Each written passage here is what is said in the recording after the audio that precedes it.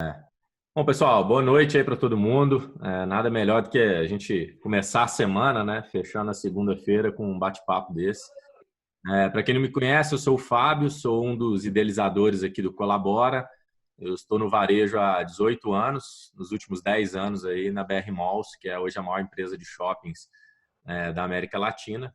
E para quem está aqui hoje pela primeira vez também, o Colabora é uma iniciativa que nós, executivos, empresários de todos os setores, né, espalhados aí por todo o Brasil, né, como o próprio nome diz, estamos colaborando entre si, né? Acho que nesse momento que a gente vive, muito diferente de tudo que a gente já viveu, nós nascemos há pouco mais de 2 meses, né, no início ali da pandemia, do fechamento dos negócios, já somos aí centenas de pessoas se ajudando, né? Além dos nossos encontros diários, se você quiser saber mais, depois entra lá no nosso grupo do Telegram, do Instagram.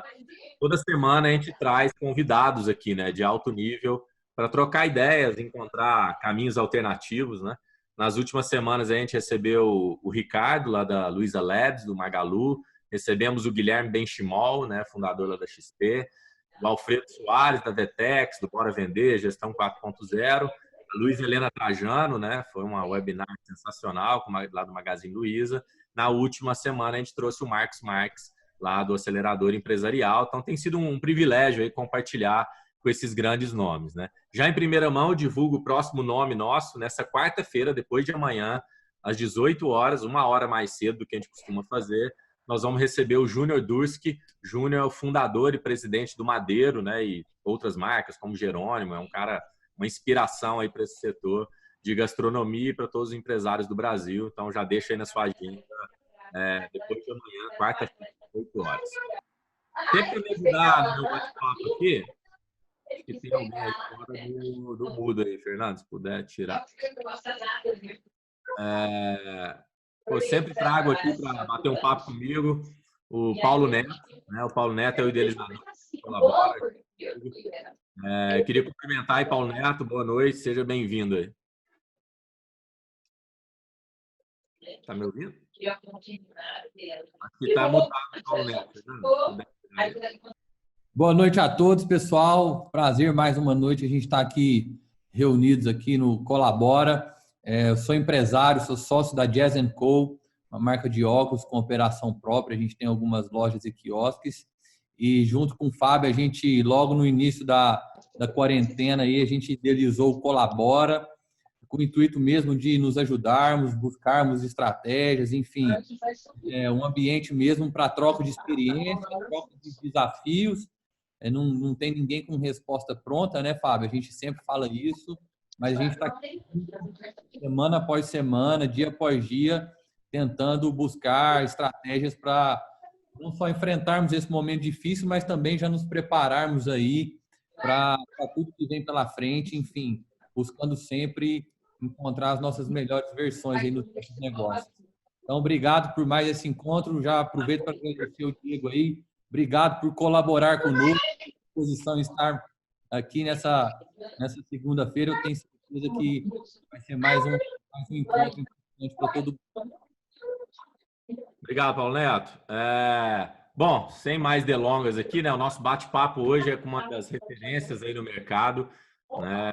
Está à frente aí de um líder absoluto no segmento, né? O iFood hoje é a maior food tech da América Latina, né? E tem um propósito muito claro aí de revolucionar nesse universo da alimentação. Diego, muito bem-vindo ao Colabora. Obrigado pela sua presença aqui.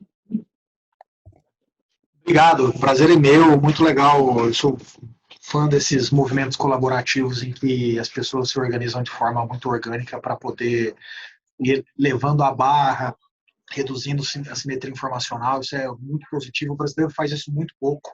Então, fico muito feliz de ver uma iniciativa dessa e poder participar.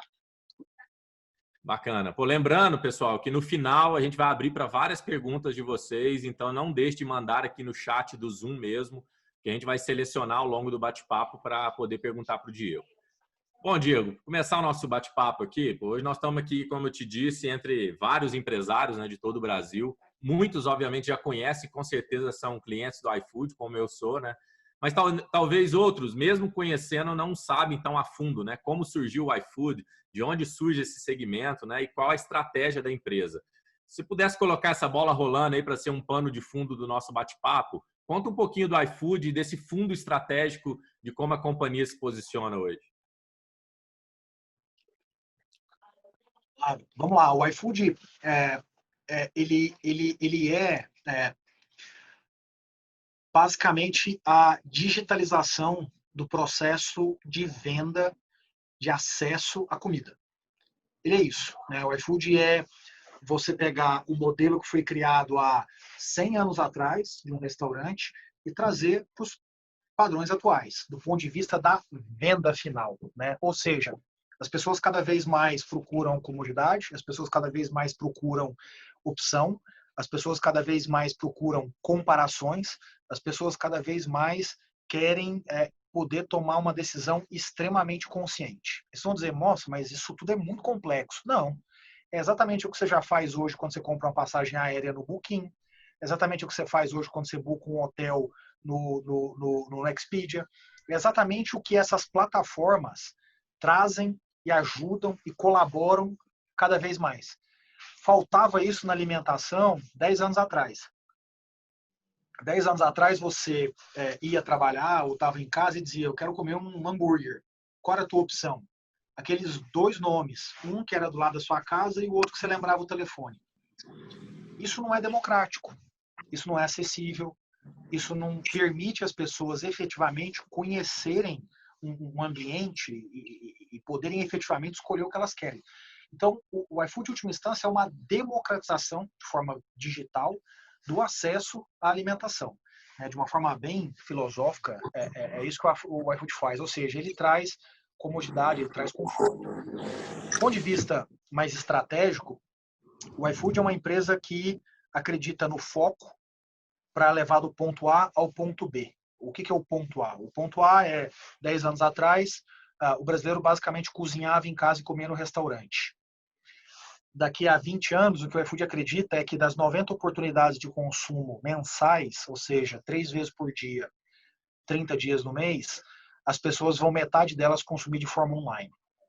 E você vai dizer, nossa, mas isso está muito distante. Há 80 anos atrás, a maioria das roupas no mundo eram costuradas e produzidas em casa. 80 anos depois, ninguém mais faz roupa em casa, né? Então, parece distante quando a gente fala dessa forma, mas ele não é distante. Por que ele não é distante?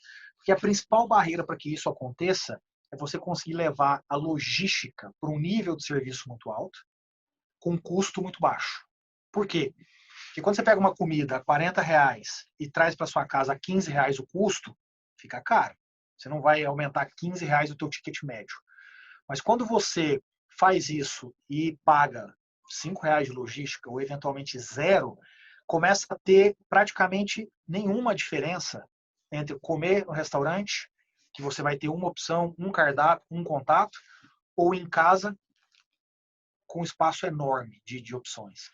Então é exatamente isso que o iFood vem fazendo nos últimos anos, construindo uma logística que hoje é provavelmente a mais eficiente do mundo, construindo uma logística que tem um nível de serviço que aumenta constantemente, né, e que já traz um padrão global comparado a outros players como a Amazon nos Estados Unidos e na Europa, ou como Meituan na China, e que, portanto, vai fazendo com que o preço da comida praticamente não tenha mais esse efeito do frete. Ainda tem, na grande maioria dos casos, tá? Isso é uma jornada, isso é um processo.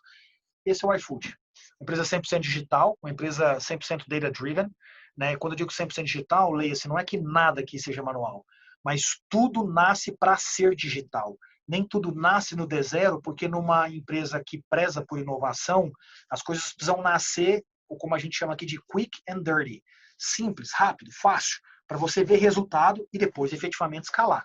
Então, você pega, por exemplo, o nosso processo de onboarding de restaurantes, era um processo que era manual há 5 anos atrás, e hoje todo o processo, não diria todo, mas 80% dele já é online. Ou seja, a pessoa entra e faz o que a gente chama de do it yourself. Ninguém precisa entrar no processo do ponto de vista humano necessariamente. Então, é uma empresa muito data-driven. A gente tem aqui hoje 700, 800 quase já engenheiros fazendo desenvolvimento de tecnologia, e temos 300 e 400 pessoas que fazem data, 300 e 400 pessoas que são cientistas de dado, são arquitetos de dados, são engenheiros de dado e que efetivamente transformam as decisões em algo muito mais preditivas, em algo muito mais automática do que simplesmente achismos e uma planilha de Excel. Excelente, Diego. Aqui é o Paulo. A gente ainda está no meio dessa crise aí, sem precedentes, né? Isso mexeu e acelerou muita coisa, principalmente se tratando de digitalização, né? Todo mundo passou a dar mais importância para o delivery, tanto os restaurantes quanto os consumidores, né? E como você enxerga aí o mercado de alimentação daqui para frente e quais novas possibilidades vocês têm estudado aí, o que pode surgir de novo daqui para frente também?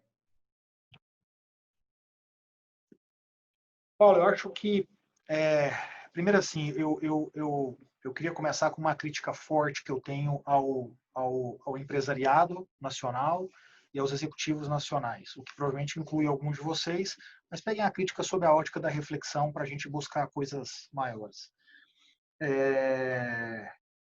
O brasileiro ele é muito pouco digital, né? A gente tem uma impressão que a gente é bom em tudo, né? Então, assim, você não conhece uma empresa que fala assim, eu não sou inovadora.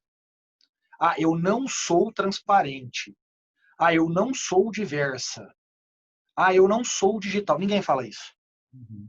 Mas o ponto é, quando você para pensar no processo produtivo das empresas, de A a Z, e onde termina esse Z nunca termina no digital. A empresa brasileira, via de regra, ela é muito baseada na força bruta. Então, você pega, por exemplo, o exemplo típico aqui é assim, você pega a cidade de São Paulo. Um ano atrás, o prefeito disse assim, vamos transformar a cobrança nos ônibus em algo digital. Aí todo mundo fala, que absurdo, e os cobradores serão demitidos, e etc. Não. O raciocínio não é esse, né? O raciocínio é, a empresa fica mais eficiente, sobra mais dinheiro, ela investe mais em produtos, contrata mais pessoas para poder fazer esse investimento, desenvolver e ir para um próximo produto. O brasileiro tem uma cabeça muito analógica. Então, esse é o primeiro ponto. Por que eu estou dizendo isso? Porque o que a gente está vivendo agora é exatamente um chacoalhão.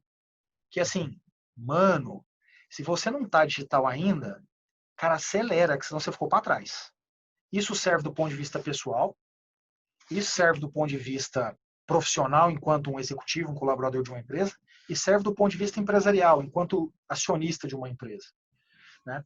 E é impressionante como, nesse momento, você começa a ver as pessoas descobrindo coisas que, assim... Pessoal, quantos de vocês aqui estão trabalhando com o Zoom pela primeira vez? Como assim?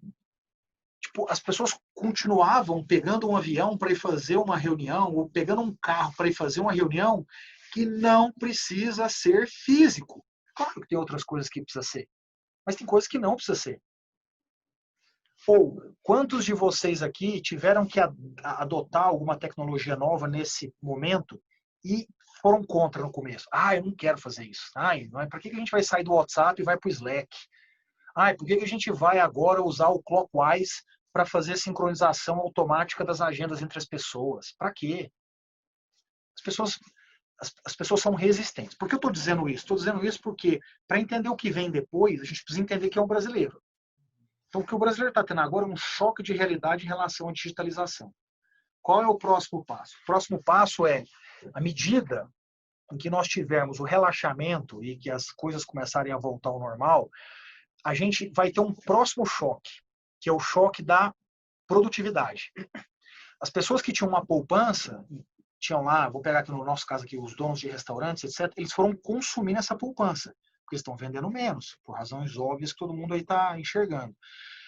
Então, quando esse cara faz isso, ele começa a vida dele de novo daqui a 30, 60, 90 dias, dizendo, cara, eu preciso recuperar o que eu perdi. Isso vem com produtividade. E aí esse cara está hoje tomando um choque de realidade sobre o digital. A soma dessa necessidade por ser mais produtivo para voltar a gerar riqueza, com esse choque de realidade digital, vai fazer, ou a gente espera, com que os restaurantes digitalizem a sua operação. Então, uma das grandes apostas que a gente tem é que, por exemplo, todo o processo de pagamento offline que acontece no restaurante Não envolva mais uma maquininha. Você não precisa mais disso. Todo pedido que você faz num restaurante, para pensar nisso. Para pensar se você precisa de um cardápio e de um garçom para fazer o seu pedido. Pensa, se você da sua casa abre um cardápio digital, faz um pedido, paga e recebe, qual é a diferença disso e disso dentro do restaurante? Nenhuma diferença, só não tem um delivery, mas não tem diferença. Isso a gente já vinha trabalhando lá desde o final do ano passado. Para os restaurantes era um negócio assim, puta, será que as pessoas não vão querer, as pessoas vão querer pedir dentro de um app, dentro do restaurante? Mas eu não entendo a discussão. Porque, veja bem, se é mais produtivo, né? E se é algo que, em teoria, faz com que o trabalho, o serviço seja mais cômodo para o cliente, por que não? Lá a discussão foi difícil.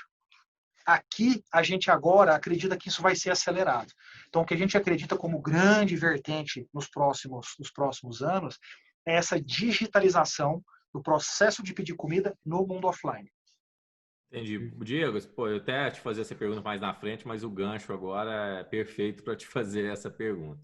O digital, né, como você bem disse, assim, te permite avanços muito rápidos, né? E a gente está vendo aqui, a gente tem vários empresários entre nós que estão nessa agonia de não conseguir dar velocidade porque acham que não conseguem digitalizar agora. Mas, como você disse, o desafio hoje é menos sobre o skill e ferramentas nesse primeiro momento e muito mais sobre a cultura de fazer digital, mesmo que isso comece num papel de pão, como você falou. O que você acha que as empresas que estão nos ouvindo aqui agora, né, que vão nos ouvir depois, podem fazer para virar essa chave para o digital mais rápido? E aí eu acrescento uma segunda pergunta. Hoje a gente vê uma realidade de empresas com muito dado, né? Então as empresas ficaram nessa gula de acumular dados, mas a maioria tem pouquíssima capacidade de gerar bons insights a partir desses dados, né? Como que vocês hoje também buscam nestes dados e colocam eles disponíveis para tomada de decisão ágil? Então como virar a chave para o digital e como usar dados na prática de forma ágil. Bem legal, boa pergunta, bem interessante. Cara, eu vou te dar uma resposta que ela é tecnicamente incorreta na frase, mas eu quero que vocês entendam o espírito. Uma forma de uma empresa que nunca foi digital se tornar digital é fazer isso é demitir os acionistas. O que eu quero dizer com demitir os acionistas? Você não altera um processo estratégico, um processo cultural, sem o acionista estar comprado com isso.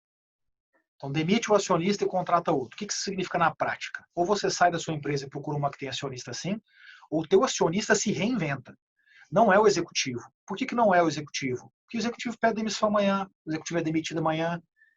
E discussão de digitalização não tem a ver com um projeto que você faz. Tem a ver com o modo de viver. É a mesma discussão de saúde. Você quer ter saúde? Você decidiu ter saúde. Não adianta o médico ser lá no médico, que é o teu executivo, e ele fala, você deveria correr, você deveria comer melhor, deveria parar de beber álcool. Aí você volta para casa e faz o quê? Nada disso. Não adianta contratar o médico, que é o executivo. Tem que demitir o acionista, que é você. Você tem que se rever. Então, para mim é uma discussão de acionista, não é uma discussão de executivo. Né? Você contrata um CEO que tem essa cabeça, ele entra, começa a fazer isso, é demitido, volta tudo ao normal. Então, e por que é o acionista? Porque quem define cultura de empresa é o acionista, não é o executivo. O executivo segue ordem, sob a ótica de buscar o direcionamento do acionista. Então esse é o primeiro ponto. Todo o resto, para mim, é a coisa mais fácil. Por quê? Porque o dia que você quer ter saúde, você decide que quer ter saúde, decide de verdade, o resto é fácil. Você procura um médico, você vai para academia, você começa a ter a disciplina e você vai ter saúde. É fácil ter saúde. O problema, do ponto de vista da execução, o problema é o mindset, é antes. Então, esse é o primeiro ponto. E aí eu vou te dar um exemplo de como se reflete na prática numa empresa que é voltada a isso. Respondendo a sua segunda pergunta. Como é que funciona dados aqui? Dados aqui funciona assim. Qualquer informação gerada nessa empresa vai para um único lugar. 100% dos dados neste único lugar, que a gente chama de data lake, tem o mesmo padrão de organização de informação. Ou seja, você trabalha as informações com a mesma linguagem. Esses dados estão 100% disponíveis para 100% dos colaboradores que sabem trabalhar com SQL, que é uma linguagem de dados, em uma plataforma chamada Databricks. Portanto, se eu, Diego Barreto, quiser entrar agora e fazer o Fábio é de Uberlândia, o Paulo é de Goiânia, eu vou entrar agora e ver como se comportam os pedidos de restaurantes que eles gostam nessas duas cidades nos últimos 60 dias. Eu faço aqui, coloco o meu código e essa informação sai. E se o estagiário quiser também? Mesma coisa. Ou seja, dado, na maioria das empresas, ele não é centralizado. Segundo, ele não tem a mesma estrutura de linguagem, o que significa que você não consegue trabalhar com dado. Você não consegue. Como é que você trabalha com dado, de fato, se você não tem 100% da mesma linguagem? Por que todo mundo aqui, em teoria, consegue conversar? Porque todo mundo fala português. Se cada um falasse uma língua, nós não conseguiríamos falar de uma forma eficiente. Isso é uma torre de Babel. Então, dados é simples também. E, de novo, está ligado à cultura. Por quê? Porque leva tempo. Leva tempo você pegar todos os sistemas de todas as áreas e, num primeiro momento, transformar em algo que fale uma mesma linguagem, o output de dado fala a mesma linguagem, e depois você tem algo que abastece ao longo do tempo tudo isso. No meu time, eu tenho aqui finanças, legal, procurement, estratégia, riscos e mais algumas coisas. Tem mais ou menos umas 160 pessoas. Dessas 160 pessoas, 80 operam SQL, a linguagem. 80. 40, 50 tem certificação em Machine Learning, que é uma derivada de dado. Quando você trabalha bem com dados, trabalha bem com estatística, você trabalha bem com Machine Learning, predição. Diego, mas você obrigou essas pessoas? Não. Essas pessoas vieram do mercado sabendo? Não, até porque no Brasil as empresas não preparam as pessoas para isso na sua grande maioria. Como é que isso aconteceu? Cultura. Entra num lugar que te estimula, que fala, que mostra, que te proporciona, as pessoas sentam a bunda na cadeira, aprendem e fazem. E ficam boas na sequência. Perfeito, cara. Vou emendar uma outra pergunta aqui, que eu acho que você gosta bastante de falar, eu já vi você falando sobre esse tema, que é a economia 4.0, né? Muito se fala sobre isso, como as empresas dessa economia fazem para crescer mais do que as outras, né? E o iFood está nisso. Você poderia nos contar um pouco de como você enxerga esse cenário, né, de economia 4.0, tudo que a gente está vivendo nesse momento, até para os empresários que estão aqui entender o que é isso, né, e como o iFood se posiciona, vamos dizer, nessa economia e com quem, né, quem está nos ouvindo, como que é o passo a passo, ou pelo menos a direção, para se a minha empresa não entendeu ainda que eu tenho que estar alinhado com a economia 4.0, como que eu me alinho agora?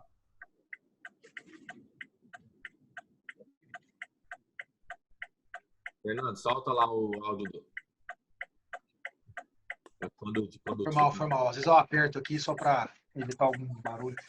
Cara, eu vou dar 10 passos para trás, só para que vocês entendam a lógica na minha cabeça. O Brasil sempre foi um país fechado. Se a gente acha que a gente compete, se vocês acham que a gente compete, vocês precisam viver 2 anos nos Estados Unidos, 2 anos em Israel, 2 anos na China, para entender o que é competição. No Brasil não tem competição, tá? A gente acha que tem competição porque é nisso que a gente vive. Competição tem nesses lugares. Por quê? Porque o Brasil, historicamente, ele evita competição. Como é que ele evita a competição? Então, historicamente, do ponto de vista macro e microeconômico, o Brasil levanta a tarifa de importação. O estrangeiro tem dificuldade de entrar. O Brasil tem linhas específicas subsidiadas de financiamento para projetos, investimentos, etc., para empresas brasileiras. Então, reduz o custo de capital da empresa brasileira, que, portanto, compete artificialmente melhor que a estrangeira. 3. O Brasil tem uma malha legislativa, tributária, trabalhista, entre outras, ultra complexa, o que virou uma barreira de entrada para o estrangeiro, que tem menos apetite de vir para cá. E, por último, o Brasil é um país ultra concentrado. Quando você pega São Paulo concentra praticamente 40%, 50% de tudo. Da economia, das pessoas formadas de alto valor agregado, de não sei o quê, barará, essas buchetagens todas. Ou seja, esse é um país que não tem competição. Esse é um país que não tem competição. Qual é o problema? O problema é que nos últimos 10, 15 anos, uma coisa se materializou aqui que a gente falou muito na década de 90, mas a mídia brasileira, na minha opinião, ela tem muito pouca profundidade e muito pouco discernimento na discussão estrutural das coisas. A gente falou muito de globalização na década de 90 e a gente esqueceu o tema globalização nos últimos 15 anos, que do ponto de vista de Brasil foi quando isso aconteceu. Nos últimos 15 anos, todo mundo começou a viajar mais fácil aqui. Ninguém tem problema em pegar um passaporte, ninguém tem problema com a Embaixada dos Estados Unidos, ninguém tem problema em pegar um cartão de crédito, dar para o filho aos 15 anos de idade e ir para os Estados Unidos. Ninguém tem problema em falar com o filho usando o WhatsApp, ninguém tem problema com nada. Ninguém tem problema em fazer transações financeiras na física e na jurídica, porque a gente se integrou no sistema global de pagamentos. Ninguém tem problema com frete, você compra no Alibaba, ele entrega na China alguns dias depois na sua casa. Ninguém tem problema em falar, porque antes era muito caro um roaming, agora é muito barato porque a gente está completamente integrado. O Brasil se integrou. Qual é o problema quando você se integra? Você reduz barreira de entrada. E aí a competição vem para dentro. Esse é o fenômeno que a gente viu mais ou menos ali entre 2005 e 2010, quando começa a vir essa galera de fora, de empresas de tecnologia, que a gente tem o péssimo hábito de chamar de empresas de tecnologia. Não, essas empresas são tecnologia. Essas empresas são de algum setor da economia e elas usam tecnologia para poder trabalhar, para poder concorrer.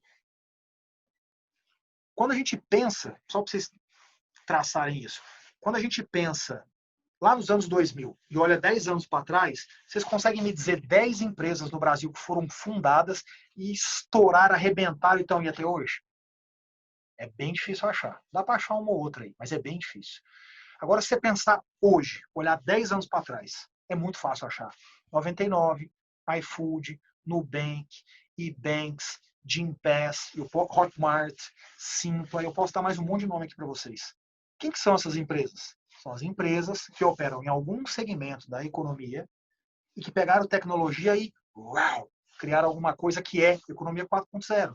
Escalável, dependente de ideia, capaz de ser desenvolvida de forma muito fácil e sem ter que depender de um intermediário que tem poder de barganha na cadeia. E aí, por que o iFood vem e trabalha bem na cadeia? Porque ele é isso. Porque o iFood não pega um negócio e fala, é meu. E aí, governo, não deixe ninguém entrar aqui, coloque impostos, aumente a burocracia, deixa tudo para mim para o resto da vida. Não. Entra o Rappi aqui no outro dia, entra o Uber Eats aqui no outro dia, entra agora o Corner Shop no outro dia, o Magazine Luiza agora está começando a vender supermercado, o Mercado Livre está começando a vender supermercado. Isso é do caralho. Isso é muito bom. Sabe por quê? Ganha o brasileiro, ganha a economia mais produtiva, ganha o consumidor.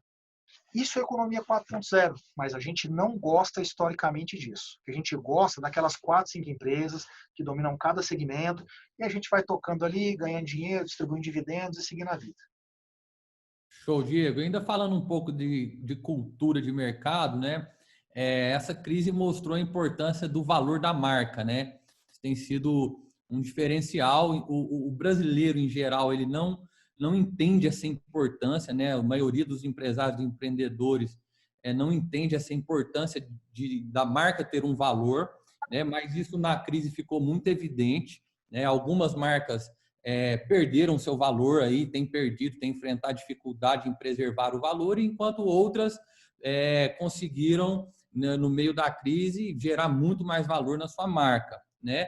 E eu queria que você trouxesse, assim, como estratégia, como cultura da empresa, o que fazer nesse momento, né, para não perder e ainda tornar relevante o valor da marca, da empresa e do negócio.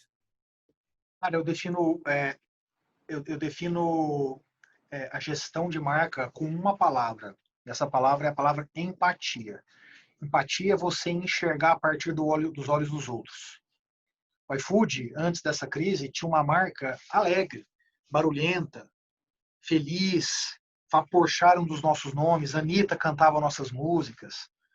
Não é momento para isso. O que a gente fez? A gente trocou. Minha marca hoje fala de forma plena, de forma calma. Minha marca hoje fala do que é importante. O que é importante hoje? É crescimento, como era antes? A marca falava sobre isso? Falava sobre tecnologia? Não. Hoje eu falo sobre segurança, sobre a utilidade social, a importância que a empresa tem para esse momento. Quer dizer isso? Empatia. Porque é isso que está acontecendo. O entregador está na rua, batalhando forte, o restaurante está brigando para poder sobreviver, para conseguir chegar até o final, para abrir o salão e voltar a ter um fluxo. E o consumidor está preso em casa, não consegue tocar a vida dele como ele queria. Está todo mundo sofrendo de alguma forma. Empatia. O Marcos escreveu aqui, empatia é igual a adaptar ao cenário. Exatamente. Eu espero que daqui 90 dias, cara, tudo volte ao normal, no sentido das pessoas serem felizes, os entregadores não estarem com o nível de exposição que tem hoje, os restaurantes estarem com salões abertos, e aí a gente vai mudar. Aí a gente vai falar de outra coisa. Por quê? Porque vai ter outra visão de lá para cá. Então, gestão de marca é empatia. Se você não ajustou o como você fala, o que você fala, o porquê você fala, você perdeu os últimos 60 dias. Sua marca ficou para trás dos últimos 60 dias. Perfeito. É ter essa sensibilidade aí, né, para poder conversar adequadamente da forma que o momento exige, né? E você tocou num ponto que eu já quero até emendar numa próxima pergunta, que é a questão da segurança. Essa tem sido uma pauta muito relevante, muito falada agora.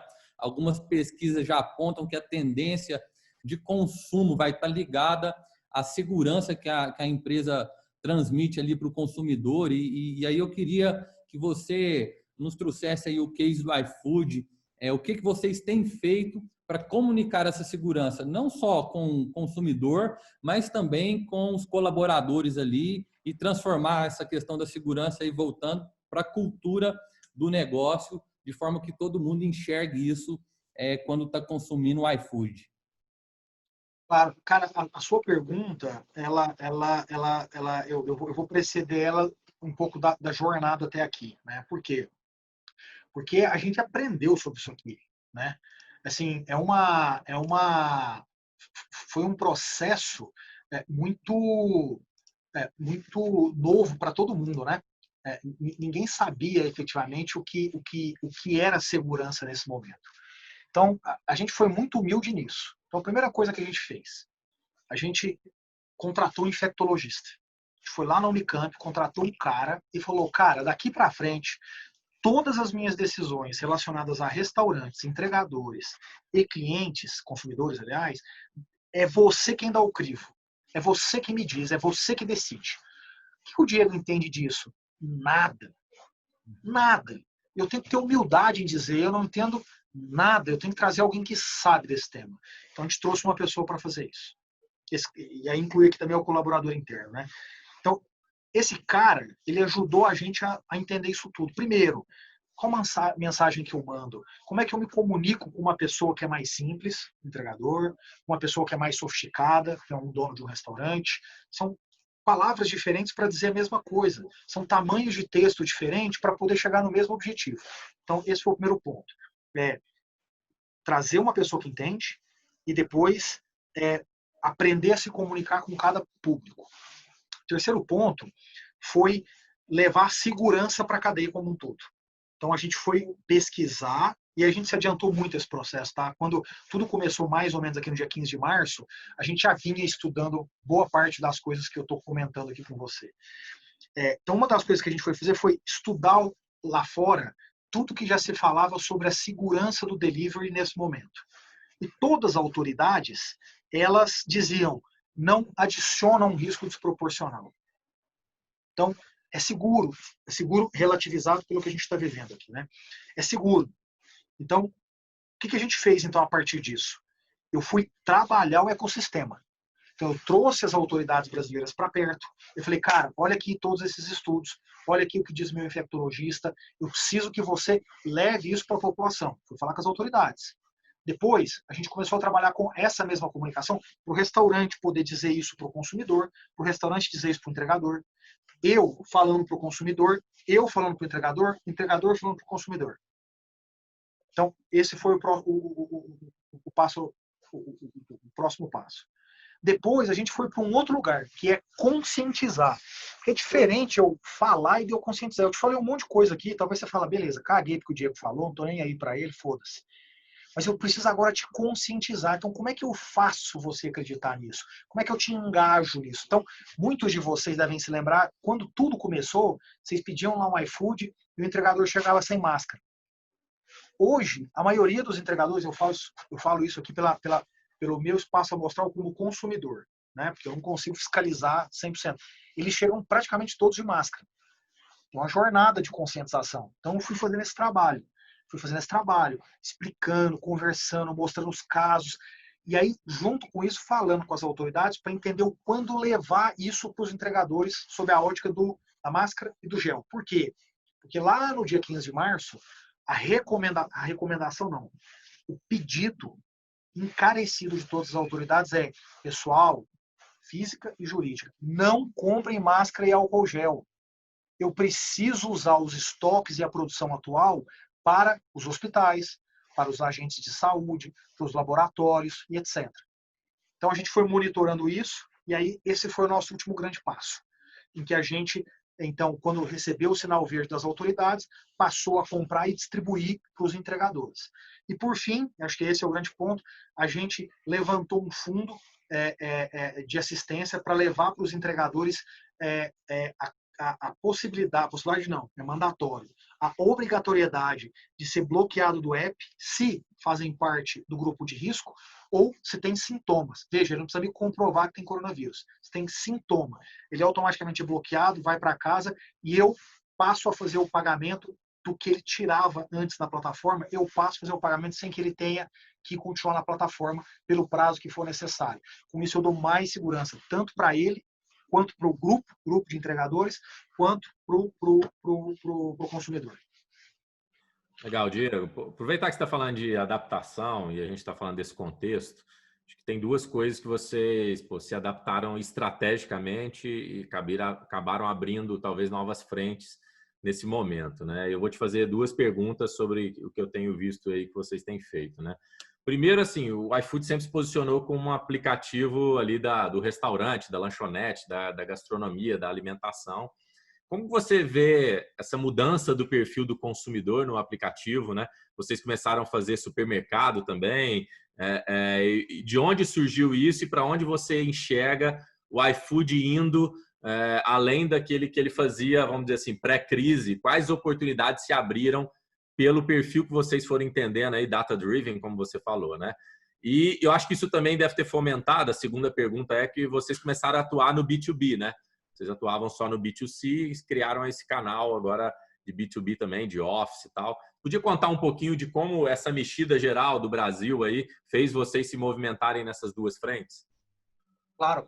A primeira coisa a gente é uma empresa focada em comida, né? Então, independente de qualquer coisa que tenha acontecido na crise,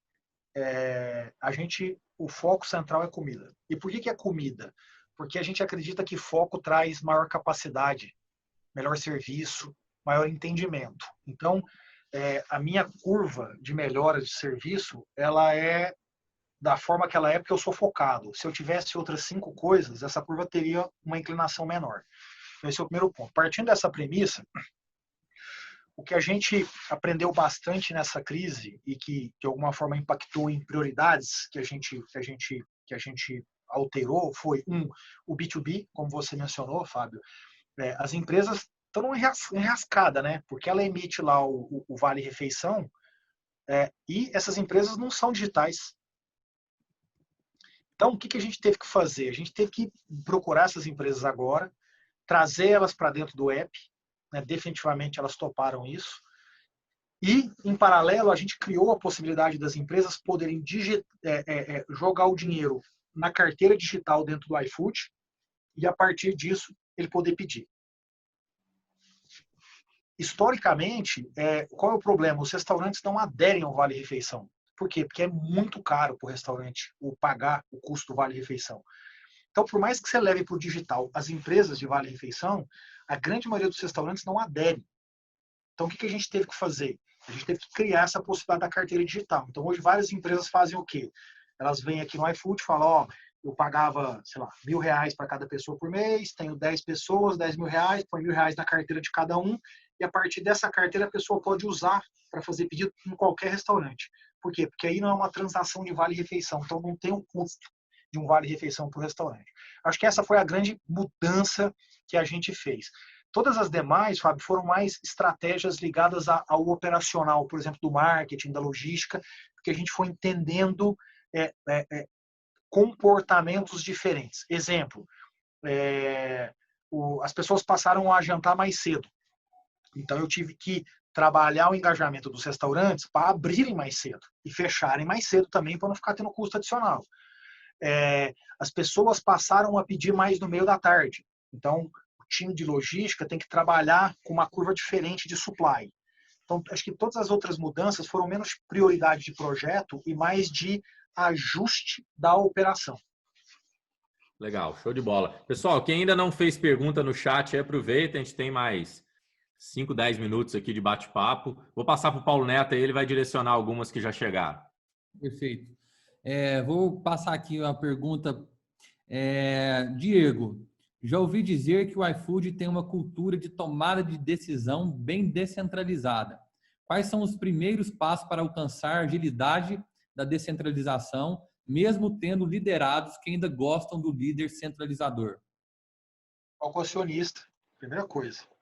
Não adianta tentar fazer um processo que a cultura não fica. Tem que trocar o acionista, infelizmente. Já tentei fazer isso ou trabalhar dessa forma em outras empresas, não dá certo. Você acaba tendo um problema, um choque de cultura. Então, eu vou te dar um exemplo aqui. Quando você tem um acionista que pensa assim, ele não se importa em você não ter políticas. Então, por exemplo, eu não tenho uma política aqui de compras. Eu tenho um princípio de compras que cabe numa página. Ele basicamente diz assim: se você não está colocando a empresa em risco, e se você entende do que você está fazendo, nem precisa passar por compras. O risco é seu. Mas se tem, coloca a empresa no risco. Ou, se você não entende, passa lá. A decisão é sua. Você escolhe o que você quiser. Isso é descentralização. Isso é descentralização. Só que, sabe quantas empresas eu conheço que topam isso? Conheço meia dúzia. O resto fala: mas alguém vai te roubar. Vai roubar mesmo. Alguém deve estar me roubando aqui nesse momento. Mas todo o restante da empresa vivendo uma cultura de empoderamento gera ideias, gera uma execução que gera muito mais valor do que o roubo que alguém está fazendo em alguma ponta. Então, beleza, alguém me roubou 500 mil reais esse ano, roubou 1 milhão de reais, beleza. Mas alguém gerou, por causa dessa cultura, 10 milhões de reais de valor, 100 milhões de reais de valor, 1 bilhão de reais de valor. Na balança daí, né? A gente tem uma pergunta aqui que é um pouco mais específica, né? Provavelmente aqui é o do Gustavo aqui, Punch, Smash Burger. E aí a gente tem aqui vários donos de restaurante. Eu já vou aproveitar para passar a pergunta dele, que é mais específica, mas eu acho que vai contribuir para quem é do segmento. Saiu na imprensa e foi notado que o iFood reviu e aumentou as taxas de entrega da maioria dos restaurantes que utilizam a logística, com base no ticket médio deles. Isso não reduziu muito o faturamento de todos? Alguma chance disso ser bom com você revisto? Então, acho que você já tinha até visto a pergunta aqui antes. Cara, essa é uma pergunta fantástica, Gustavo. Eu adorei que você perguntou isso aqui, cara. Eu vou te explicar o porquê e vou te explicar como a mídia fez. Tá? O que a gente fez? A gente alterou a precificação da taxa de entrega em relação ao valor do pedido. Ou seja, se eu ligo para um restaurante que o preço médio, de forma geral, é R$200, eu cobro R$7 de taxa de entrega. E eu tenho um restaurante que vende cachorro quente a R$20 e eu cobro R$7 de taxa de entrega, você acha que é justo com um cara que paga pouco, porque tem um orçamento pequeno, restaurante que vende uma comida barata, ter esse tipo de relação? Não me parece correto. Então, a mudança foi essa. Então, o cara que pede churrascaria Fogo de Chão em São Paulo, que pede Fazano em São Paulo, que pede um hambúrguer de 90 conto aqui em São Paulo, esse consumidor paga um pouco mais. Ele é menos sensível a preço e, por isso, eu posso cobrar um pouco menos de quem vende a marmita por 15 conto, por 20 conto. Isso me parece justo e inteligente. Afinal, o Brasil é um país de pirâmide de base larga. Classe A e B pequenininha, classe C enorme. A maioria das pessoas, para a gente continuar crescendo iFood, logo o restaurante, afinal eu vendo a comida do restaurante, a maioria das pessoas que a gente precisa acessar é na classe C, não é na classe A e B. Esse é o primeiro ponto. Agora eu vou te dar o resultado prático disso. A matéria que todo mundo leu dizia assim: iFood dobra taxas em meio à pandemia. Essa mudança, Gustavo, ela resultou em 85% dos restaurantes sem ter um único impacto, 5% pagando menos e 10% pagando mais. Quando eu te dou esses números, será que o título daquela matéria representa a realidade da mudança e do impacto? Acho que não. Mas o que a maioria das pessoas leu na capa do site foi: iFood dobra taxa em meio à pandemia. Não me parece correta. Em especial se você pensar que em meio à pandemia, que as pessoas estão sendo demitidas e perdendo poder de consumo, a minha decisão favorece pessoas que têm menos dinheiro e precisam comprar comida mais barata. Perfeito. A gente tem uma outra pergunta aqui, e é característico até do nosso grupo.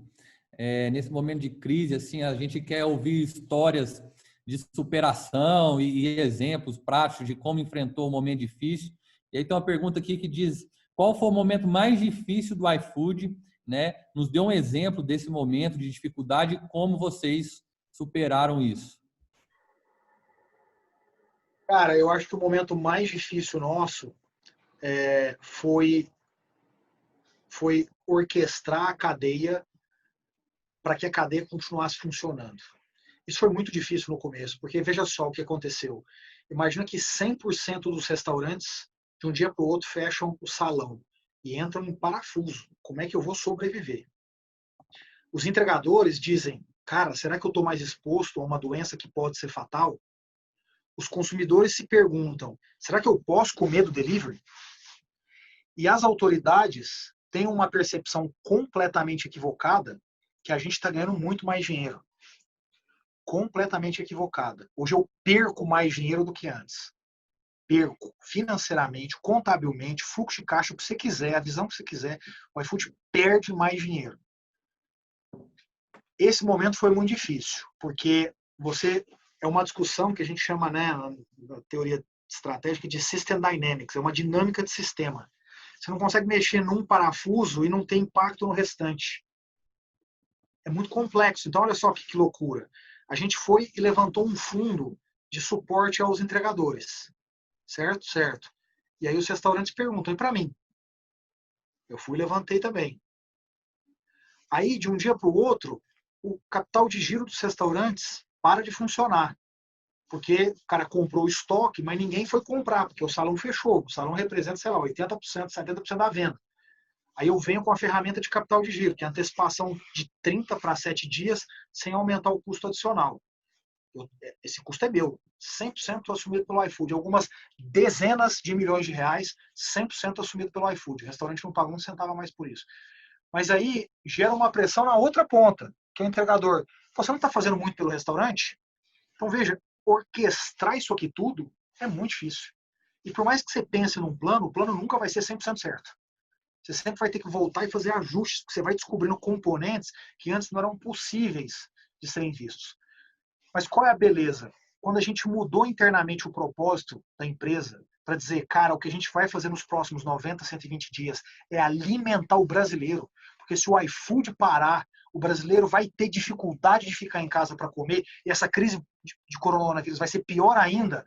A gente conseguiu ter uma empatia mais fácil, entender isso melhor e orquestrar esse plano de uma forma que até agora a gente considera bem sucedida. Ô, Diego, pô, obrigado aí pelas respostas. Acho que a gente está chegando para o nosso fim agora. Pô, acho que a gente conseguiu responder bastante aí todo mundo que perguntou no chat. Queria agradecer a participação de todo mundo aqui, nossa audiência. Agradecer ao Thiago aí pela conexão com o Diego, né? O Thiago está lá no iFood também. Ao Fernando aí da Sanker pela disponibilização aí do link, tecnologia para a gente. E o Adriano, que tem feito um trabalho bacana para a gente no digital. Se você ainda não nos acompanha, né, no Instagram, no Telegram e no YouTube, não deixa de entrar lá. O Adriano vai jogar os links agora aí no chat para você nos acompanhar. A gente está sempre trazendo convidados especiais. Queria reforçar, né, eu abri falando sobre o nosso próximo convidado, que é o Júnior Durski, né, fundador e CEO, lá, presidente do Madeiro, né, Jerônimo e tantas outras marcas. Ele estará com a gente depois de amanhã, quarta-feira, às 18 horas, é 1 hora mais cedo. Não perca isso, porque é uma história muito inspiradora, né? E é um complemento, porque também é um cara de gastronomia, de restaurante, que tem uma uma história super bacana e complementa um pouco do que o Diego está trazendo para a gente. Diego, mais uma vez, muito obrigado. A gente sempre encerra aqui os nossos bate-papos com uma mensagem, né, do nosso convidado aí para todo mundo que assiste. A gente tem aqui executivos, empresários do Brasil todo. Se você puder deixar uma mensagem final, a gente te agradece. Desde já, fica o agradecimento para todo mundo. Cara, a minha mensagem final vai no sentido de pedir para que todos vocês não neguem a dificuldade do momento. Aceitem que é difícil, aceitem que todo mundo vai se machucar, aceitem que todo mundo vai se estressar, aceitem que todo mundo está tendo e vai continuar tendo ainda por algumas semanas dias muito difíceis. Aceitem que alguns de vocês talvez estejam consumindo a poupança de vocês na física ou na jurídica, mas por outro lado entendam que a gente já passou por processos muito difíceis. Eu não estou dizendo que é tão difícil ou não quanto esse, porque a gente está descobrindo ainda como vai ser esse, mas cara, muitos aqui, nossos pais, avós, passaram por períodos mensais com inflação a 100%. A gente passou por redemocratização, que politicamente foi ultra instável. A gente passou por maxi desvalorização do câmbio. A gente passou por entrada de um presidente de esquerda que o mundo inteiro questionou e trouxe muita instabilidade. A gente, não estou dizendo que foi ruim, tá? É só o momento, a instabilidade. Nada contra a esquerda ou a favor da direita aqui, não. A gente passou por uma crise de 2008, em que o mercado financeiro quase colapsou e muitas empresas colapsaram. Pense nas empresas de mercado imobiliário. A gente passou por 2015, com a explosão da Lava Jato, por uma bomba para cima da economia brasileira, recessão. E, cara, a gente está aqui. A gente está aqui, a gente aprendeu um monte, a gente entendeu como passar por momentos como esse, e o que a gente tem que fazer agora é aceitar que vai ser difícil, passar por esse processo, aprender com esse processo e sair extremamente mais forte. Eu deixo aqui um livro para vocês que chama Antifrágil. Antifrágil é um livro que fala exatamente sobre pessoas, sistemas, empresas que, de frente à volatilidade enorme, inesperada, elas se fortalecem e saem muito mais fortes. E é disso que eu estou falando aqui. Eu espero realmente que todos aqui possam sair muito mais fortes para poder viver o pós-coronavírus. Obrigado, Diego. Pô, excelente recomendação. Acho que antifragilidade é uma das grandes soft skills, né, que a gente tanto fala aí desse novo momento que a gente está vivendo. Espero que o bate-papo com o Diego tenha trazido vários insights para vocês que estão nos ouvindo. Depois, se quiser saber um pouco mais do Colabora, não deixa de clicar nos links aí que o Adriano colocou. Gente, boa noite. Até quarta-feira, 18 horas. Diego, não tem palavras para te agradecer. Muito sucesso aí no iFood. Obrigado por levar a alimentação nas nossas casas aí todos os dias nesse período. Fica com Deus, gente. Um grande abraço. Boa semana para todo mundo. Boa noite a todos. Tchau.